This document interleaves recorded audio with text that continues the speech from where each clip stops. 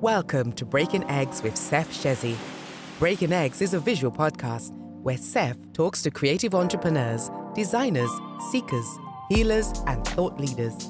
During these candid and insightful chats, Seth teases out some nuggets from his exceptional guests that are sure to inspire, entertain, and make you go, huh, when you hear their unique methods of pursuing fulfillment. I am Seth Shezi. Join me every week as I crack open the lives and learnings of some very special guests. We'll be chatting about the 5 golden pillars of a good life: wellness, wealth, love, mindset, and impact. Through these unscripted chats, I'm looking to uncover untold stories, answer some of my own questions, and hopefully leave you with better ones to ask about your life. This week, my guest is Chef Ryan Cole, executive chef and co-owner of Salsify at the Roundhouse. We talk about everything from his childhood, his stint in London, as well as running the test kitchen. But he also goes further into anxiety and mental well-being. Let's break.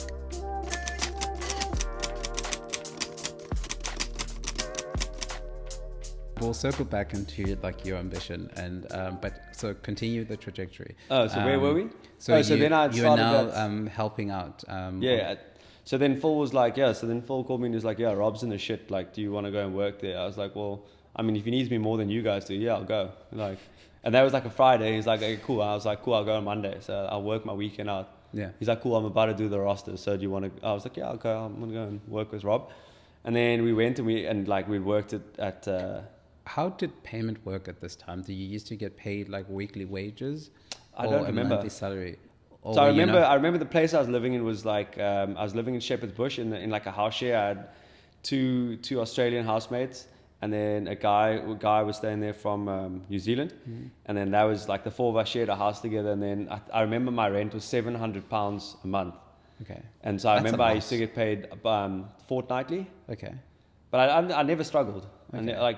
And we were also like when we were kids, we had a chef who had said to us, he was like, never chase money, money comes. Yeah. So like any decision you make shouldn't be solely on like the monetary outcome of something, because money will come, money will chase you. Yeah. If you're good at what you do, people will notice, and money will absolutely haunt you. There you go. People should quote you on that. It's true. If you're good at what you do, money will chase you. Exactly. But so you need to focus on being good at what it is you've chosen to do. Yeah. I think.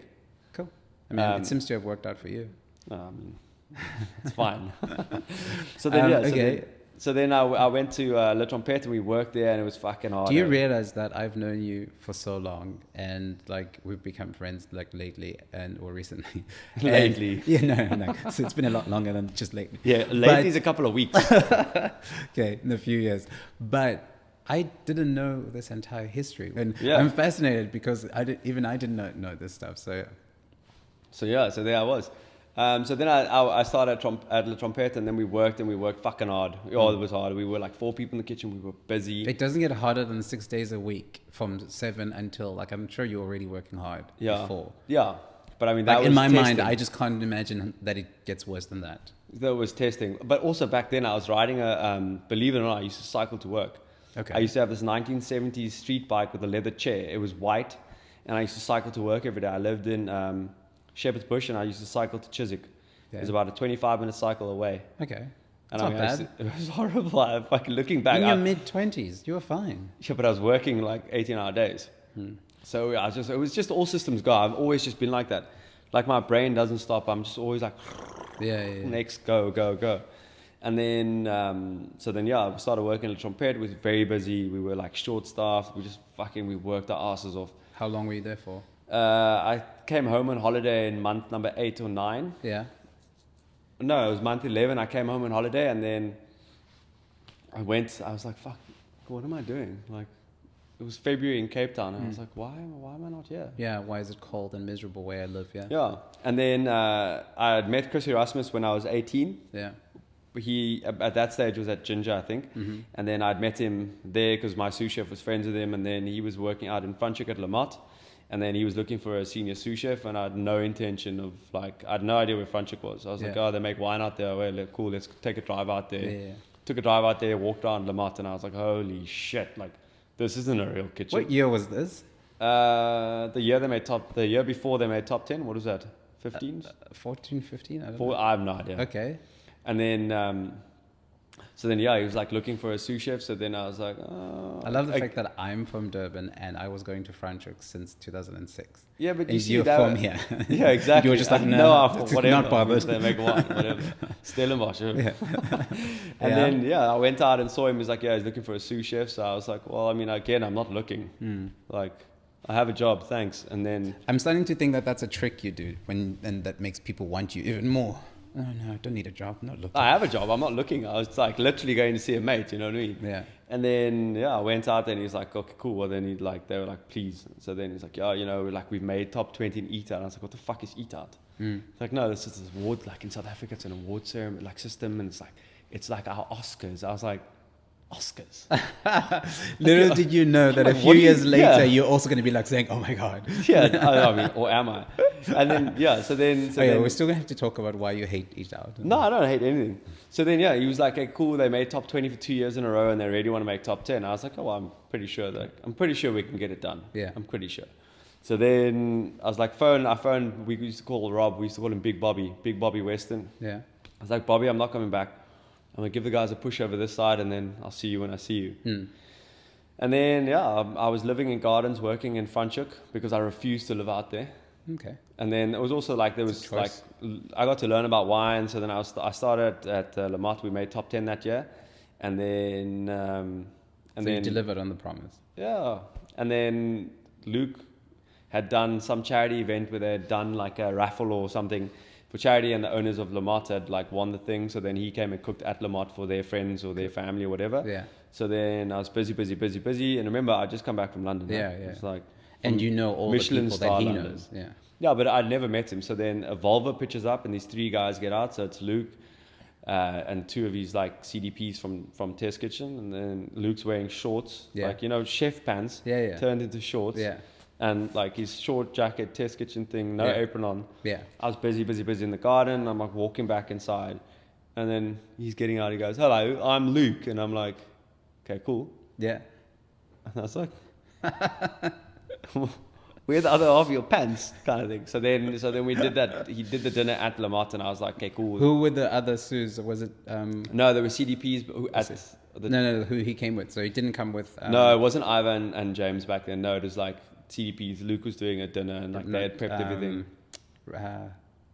Randall's? What was his name? No, it wasn't Wes. No, Wes, they were all running Test and Potluck back then. You should edit that part out. Forgetting probably. his name. Randall's.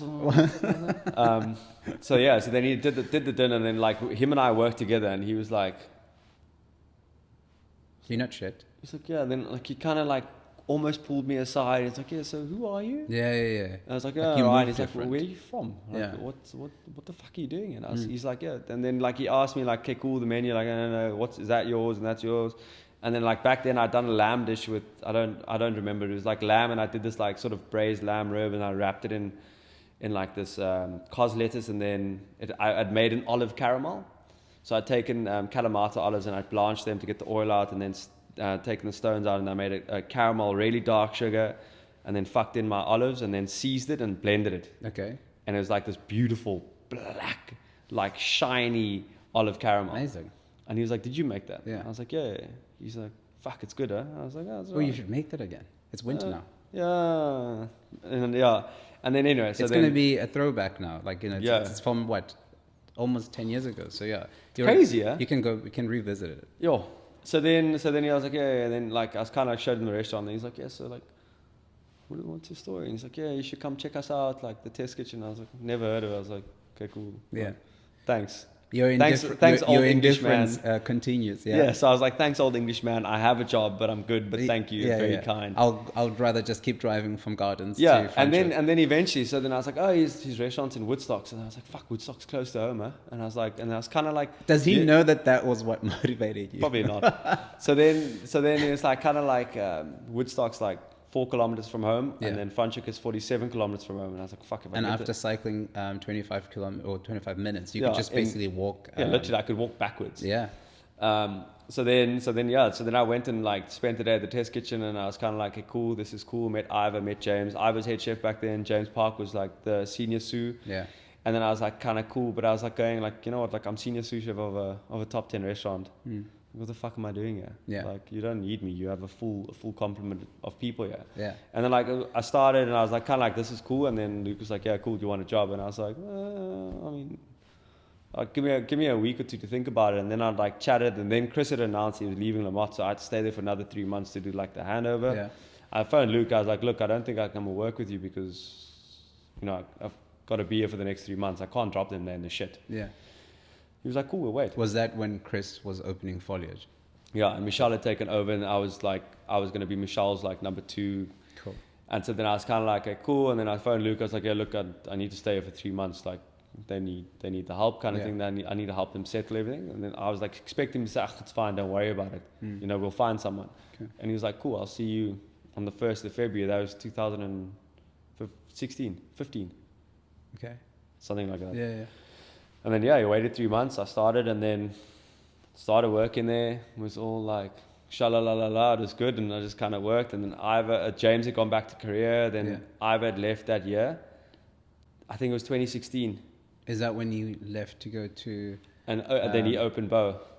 No, didn't he first move to go up to Potluck before leaving? No, Ivor never left. Didn't he? No. So he went straight from Test to Straight to Test, and then that year he opened up Burkett Sancho, Okay. And so then I was kind of like, my plan was to go to Japan after like spending a year in Cape Town. Yeah. And then like Luke was like, cool, come and work here. Then Ivor left, I was like, not the plan. Yeah. And then I was like, fuck, now what? So then Luke's like, yeah, okay, cool. I'm going to make you head chef. I think I was 26. Yo. How many years ago was that? 8 years. 26 to 33. Yeah. Yo. Fuck, I feel old now. I mean, so then he was getting on. Yeah, definitely getting on. Started running Test, ran Test. We were lucky, we were very successful. Running it means being number 1 on EatOut for how many years? In total, Test was number 1 for 6 years. I think I ran it from 16 to November 18. Yeah. So, yeah. And then... And World's 50 Best as well. Yeah, so during the time that I was there, that we had gone as a team from 28 to 22, and then that was the old Test kitchen. Remember lunch, dinner, all those menus, and then we were closed down, and we did the big refurb, and then we did darkroom, lightroom. Yeah. And so we had obviously stayed out of World 50 that year because you were renovating. Yeah, we were renovating I think we renovated for 3 months in total. It was August and September, so it was like a 11-week refurb in total. Yeah. But we still won EatOut that year because, I mean, all the judges had to come after we had opened again. Yeah. And, like, there was big controversy because we had, like, still won or whatever. And then, so we'd done the lunch, dinner test, and then we closed down and we did the darkroom, lightroom one. It was just, like, busy, and we just kept pushing the boundary. We just kept pushing. I think it was incredible. Like, I love that whole concept. Yeah, conceptually it was like the wildest thing we've ever done. The first time walking in there in the new concept, and it made me feel like I'd been thrust into New York, for instance. And it was just it was dark and cold, and the chairs were too low. Yeah. And the whole idea was like... The whole thing was just like slightly disruptive. Let's make this uncomfortable. And somehow heightened your senses as well, being in the dark. Overly focus your sense of taste. Yeah. Yeah. Yeah. And it was like... we had genius. Created like beautiful cocktails and like the best snacks. I mean, I remember we were standing there when it was a complete building site, and we were like creating things. It was like every morning you'd walk in and you'd wipe the cement dust off the tables, and then Luke and I would stand there, and we sent everybody else on holiday and like whatever, and then we would just stand there and be like, cool, like what if we did like a licorice wagyu biltong? Yeah, fuck, that's a good idea. But we serve it on licorice sticks. Yeah. Where do we get licorice sticks from? Amazon. Yeah. Let me see if I can find it. Like find licorice sticks and like import them, put them in a pencil sharpener, and like just mad shit. Like I think at that point, like we'd formed a bond where we were just like I was sort of like technically proficient because of my London training, and Luke was like so like creative, and then like so when I tapped into that, and like we just it was the perfect marriage. It was like this fucking like I'm like the best meal I've had in my life was at a like first it was a Linear when I'd done a stage there, and I don't remember the year, and then after that I'd come back and eat in a test kitchen. I said to Luke, like in all honesty, this meal is better than the meal I just had at Linear. Linear with 60 people in the kitchen. It was fucking incredible. Yeah. But my meal at Test after that, we had won that year as well. Wow. I was like, this is the best meal I've had in my life. And that was a big thing. Yeah. I was like, we're cooking some fucking good food. Now, before we move away from Luke, like from the time, because you guys created magic together, what would you say is sort of the one thing that Luke imprinted on you? It's hard to put it down to one thing. I got Ryan Cole to be quiet. Yeah, I mean, like the thing is, I don't know, it's like hard to put it down to one thing. Like we worked really well together, and like he would see things completely like backwards to how I would see them. So if I wanted to make something if I wanted to make like a smoked garlic puree, I would take my garlic, I'd peel it, I'd blanch it, and then I'd roast them, and then I'd like smoke that, then I'd blend that. Luke would take garlic, smoke it, roast it, fuck it in a bit of milk, blend it, pass it. So that's how polarizing our worlds were. But when it came down to it, we'd like create dishes together where Luke would be like, cool, da da da da da, and then he'd be like, yeah, taste it, and I'd be like, yeah, it's beautiful. But I'd also challenge him on it. I'd also be like, but do you not like, is there no way we can accent this or make this a little bit smarter or neater? Yeah. And like, so when it got to the point where I was putting on dishes, I'd always be like, cool, I'd create something to the best that I could make it. And I'd be like, okay, cool. And I'd give it to Luke, and he'd be like, fuck, that's good. Yeah. And I'd be like, yeah, but like, tweak it for me. Yeah. What is it missing? And he's like, no, that's it. Amazing. Put it on. And I was like, oh, fuck, okay, cool. And I think then I was like 27, 28. Yeah. And then he was like, the one day we did remember that back 2018, we had the drought. Yeah. So we had the big drought in Cape Town, the world's ending, fucking Cape Town's got no water. Yeah. We're a city surrounded by the ocean, but we have no water. Oh, the irony. So then we did the test kitchen Mauritius, we did the drought kitchen, and then so we set them both up. And then I was in between running both of them kind of thing. And then like one day in Mauritius, Luke was like, yeah, look, there's this thing on the cards, there's a project, like, are you keen? So then he was like, do you want to open? I was like, not really. And then we did. Okay. And that was it. And then we opened Salsify. But wait, who came to you? And was this in Mauritius during the period of the drought kitchen? Yeah. And then someone approached you in Mauritius? Yeah, so then somebody had approached Luke saying, yeah, look, we have the Roundhouse, we have the lease. I see. Okay, are you guys keen? So then he was like, yeah. And then you did it. Yeah. Cool. And then as a concept, that was your concept because you came up with the name. Yeah. And why Salsify? Because the first time we walked into it, it was like this ugly building that was dirty and it was like unkept, and you had to like get it right to make it beautiful, which is like the vegetables. Like it's ugly and sandy, and it's like got this like dark brown skin, and you've got to like peel it back, and it's like pearl white, and you've got to know how to cook it to get the best out of it. Do you understand that people are confused about pronouncing it all the time? Yeah. So everyone just calls it Salsify. Salsify. Yeah. At the Roundhouse, the old Roundhouse. You're like, yeah, at the old Roundhouse. Yeah, that's us. Well, the Roundhouse is still in your name. Yeah. Well, that was. So don't blame them. No, that wasn't my idea, but it is though. Yeah. Okay, cool. So then, at what point do you transition from it being a partnership with Luke and then to you taking it over and making it your own? So we opened, and then our first year we were very successful. We came like 8th in EatOut in our first year, and then that was November, whenever. Yeah. And then fast forward to March the next year, lockdown happens, COVID happens, and then obviously Luke's got 4 restaurants, so he's got a lot on his plate, and then like I'm dealing with Salsify and all the people, and then eventually it's kind of the conversation goes like, Luke's like, mate, you're big enough to fly on your own, like cool, I'm gonna leave this to you. Yeah. And I was like, okay, cool, high five, see you later. Okay. And then so then was it that simple? Yeah, it was really. He's kind of like he had a lot on his plate, and like he's like, you don't need me. Yeah. I was like, but like this is our restaurant. So then I was like kind of like, cool, spread your wings. But you're Luke Dale Roberts. I need you. Yeah, exactly. We did this together. And when you in your first year managed to make it into the top 10, do you think it was a combination of just the space being maybe beautiful, the service being good, or do you think it was just your ingenuity of the dishes? I think it was a combination. I think we had gone from running the number 1 restaurant in the country, so I think it was almost second nature to be able to produce an award-winning show, if that makes sense. Okay. Yeah. And I mean, I had Marcus as our front of house manager. The restaurant was like brilliant, best in the game. The restaurant was brand new and beautifully done by Luke's wife Sandaline. Yeah. And like, yeah, we'd like started out trying to do a la carte, but eventually it was like, fuck that, we're not doing a la carte. Like, we're gonna do what we do. Yeah. So it kind of like led toward that. But I mean, it was a rough start. I mean, again, we had like very limited staff. But you see, like going into it, all the like the backstories of like all the hardships of all the other restaurants had kind of like, okay, cool, it's hard. What are you gonna do? Give up? Yeah, of course. No, you get through it. But how is it hard to find staff when South Africa is littered with unemployed youth?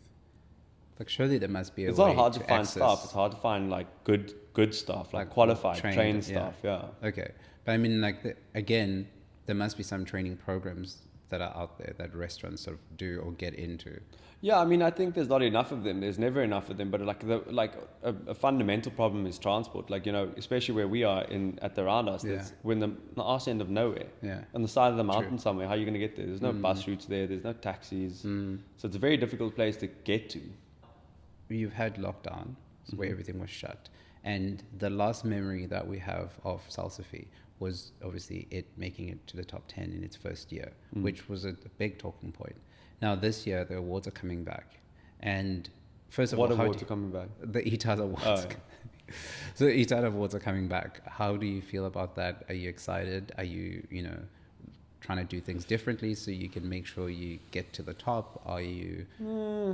I mean, I think the whole world has changed. I think it's shifted. I think, like we went through a lockdown, which is really, really hard, but also it sort of like made it glaringly obvious that the awards are not what keep you open. Yeah, they might give you a bit of like limelight, but it's people. Yeah. So like your customer is really the most important thing. So whether like Joe Barber thinks you should be serving like a Pinot Noir with this, or if you think actually fuck it, I want to serve a white wine, like it's actually like it's up to us. Yeah. Like we hold the power. Our guests are our gauge. They are our board. Not an award ceremony. I mean, it was in our first year. I think like again we did incredibly. We came top 10, but like even that I wasn't happy with that. Why? Because I was like, well, obviously I want to do better. Like, you think I wake up to play for like second place? No. Like, you want the best out of everything, whether that is masters first or as like the best that you can ask of yourself is the big like question. And obviously, I think every chef probably believes this. You think that you have the best restaurant in the country. No. So then I think I have my restaurant. But how could you then expect why would you not be happy with being in the top 10? Why would you want number 1 if you didn't think that you were the best in the country? But you see, that's the problem with somebody else's measure. It's the same of like, if you think about any award ceremony, any award system, you've got like a group of people which you can probably categorize being the judges of so many things. And it's like a restaurant is so personal. It's so different. Every restaurant is so different. Yeah. I mean, unless you have a group when you're all trying to do the same thing under a different guise, like the restaurants are so personal. Like if it's raining tonight and you walk into a restaurant and they've got a fireplace and the food's good, you've had the best night of your life. Of course, yeah. If you've walked into a restaurant in the middle of summer and the aircon's down and you've had the best food in your life, you haven't had the best experience. No, completely. So it's so susceptible to so many contributing factors. And I think delivering on a daily sort of platform to guests who are like constantly, oh yeah, we went to here and here and here, and you guys are so much better than that. It's like, well, actually, like now my job is to educate the diner in terms of like, they're like, yeah, we went there and like you guys are so much better. It's like, it's different. Okay, wait. So you think that awards don't matter, but you also think that the diner's opinion doesn't matter? No, I think it's important to educate the diner that it's not a competition. Okay. It shouldn't be a competition. Yeah. There's enough people around for all of us. I read something else the other day. You don't like somebody else doesn't have to fail for you to succeed. Of course. Yeah. And like that sort of mindset should be a lot more like prevalent and a lot more common. Yeah. We don't have to wish ill on others for us to do well. Yeah. And like it's a scarcity mindset where people think that there's less without realizing that there's more. I need 40 people, 50 people a night to fill my restaurant. So if you've got 50 and I've got 50, I wish you didn't have 50. Yeah. Like no, exactly. So So now, what are you doing differently? Or basically, what I'm taking from this is that you're not doing anything differently because you don't care about the awards. No, it's not to say I don't care about the awards. I think I think it comes from a good place, and I think the maturity of the awards to stop ranking and start rating is very good. And I think that is a step in the right direction. But then some chefs argue that the ranking gave them a little fire for something to strive for. Yeah, but that's being small-minded. I mean, if you're striving, if you've got to strive because somebody else is telling you, you're playing the wrong game. Yeah. Like it's got to come from within. Like for me, the biggest drive is like, am I successful? Yes. Why? I've got a beautiful team of people working for me. I'm making a difference. I'm creating jobs. I've got a full restaurant of people every night. And like, I believe in what I'm doing. I believe that it's right and it makes me happy. Yeah. Is there anybody more successful than me? No. Okay. Based off of what I feel. You know, like, are there people that like are driving fancier cars, have more money? Like, yeah, but is that my measure of success? No. Yeah. And it shouldn't be. No. So now you could, I think, in all, like, I don't know, fairness or like averaging out all things without comparing people's successes, categorize you as successful because you've hit the sort of level where you have more than one restaurant now. I mean, it's more than one, yes, but I mean, if for me, they're completely different. So, you know, I haven't opened another Salsify. I'm not going to open another Salsify, like, and. So you did it because you could flex a different type of muscle then, not... Yeah, I mean, the thing is that we opened Kaba last year in November, and we created 150 jobs. There was a point where we had 190 people working for us. Yeah. So I just like, it felt right. And it's like going from a world coming out of COVID, this massive opportunity, like, why not? Like I haven't arrived. I'm not done. Like, do you know what I mean? So there's so many more things I want to do, and like there's so many more opportunities I want to give people. Yeah. And I want people to grow and learn and teach. Like if I can do it, anyone can do it. Cool. Now in ending, I need two things from you. Yeah. What legacy do you hope to leave behind with the work that you do, or even you as a person? What is a legacy? It's what, I don't know, people would remember you for, or the difference you've made, some form of impact, or I don't know, what would be on your gravestone? I don't know. I think if I wanted anyone to remember me, it'd be like, yeah, cool, he did it, but like in that he taught us that we can too, and that like everything is temporary. Okay. Like, so by that I don't mean like everything is superficial. I mean nothing is permanent, and that's it. Like that is the key message. And then last thing, when was the lowest moment in your life, and how did you get yourself out of it? The lowest moment of my life,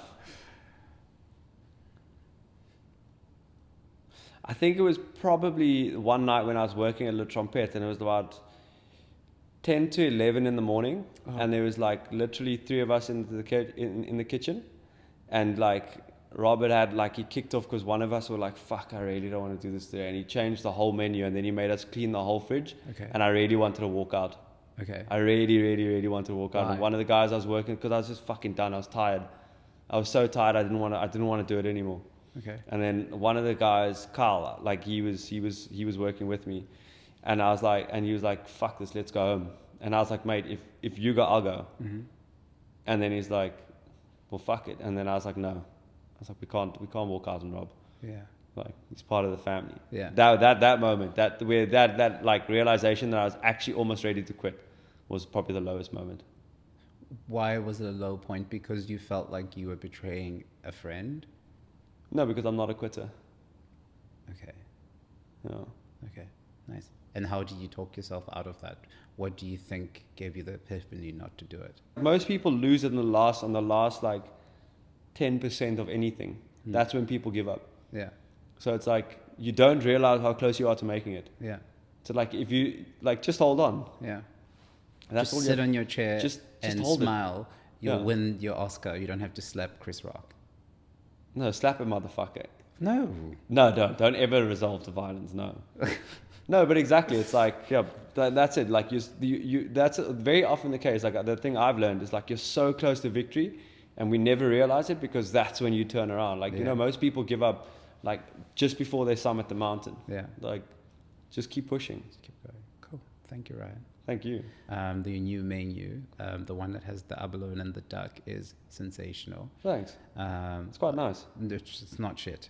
And it's definitely not shit. I'm going to be dragged there a few more times this week to try and eat there. So Life is harder. Listen, there's also this. I have to put up with you for an hour and a half. So, you know, Yeah. my penance. So thank you for your time. Thank you. I'll chat to you soon.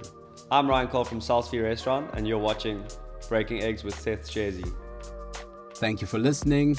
Catch us next week for another episode of Breaking Eggs with Seth Shezi. In the meantime, don't forget to subscribe, like, and leave us a review. We would love to hear from you. Until then, let's break.